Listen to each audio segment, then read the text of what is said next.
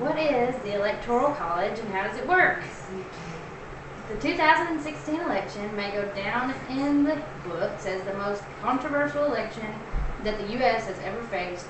But regardless of how you personally felt about each candidate, you may not be aware of the fact that it isn't completely up to us to decide on who will be president every 4 years. This is where the Electoral College comes into play. Richard H. Piles, a New York University professor, describes the Electoral College by saying this: when you go to vote, you're actually voting for representatives in the Electoral College from your state who will then vote for the president. The Electoral College has a huge impact on the campaigns and the election as a whole. Depending on the way representatives pledge to vote is a deciding factor for where candidates will hold their rallies or where they will take out ads, and it can also help affect what issues they rally for to begin with.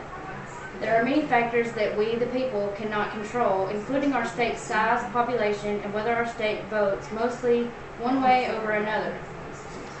For example, USElectionAtlas.org shows that in 2012, more than 4 million people voted for Mitt Romney, but every single electoral vote was given to Barack Obama because they go with a majority vote instead of accurately representing their state, which would have been 60% for Obama and about 37% for Mitt Romney. Many people feel cheated by this system. To fully understand the Electoral College, we need to understand why it ever came to be. According to history.house.gov, our founding fathers struggled for months to come up with a way to select a president and a vice president. Governor Morris, a delegate from Pennsylvania, compared the federal constitutional conventional debates on this issue to the Greek epic, the Odyssey.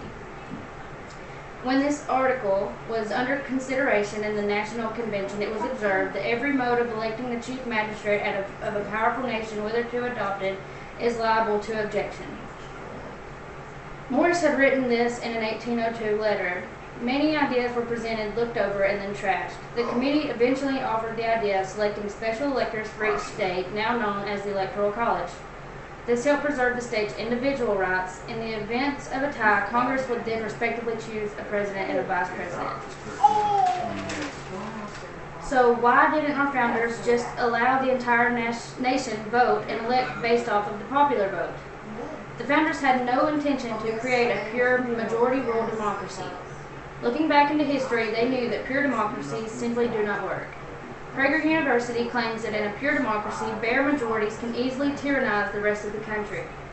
The founders avoided this at all costs. This is why each state is given a certain amount of representatives based on the population of that state. Now that we better understand the Electoral College, I believe it is safe to say we can better understand America.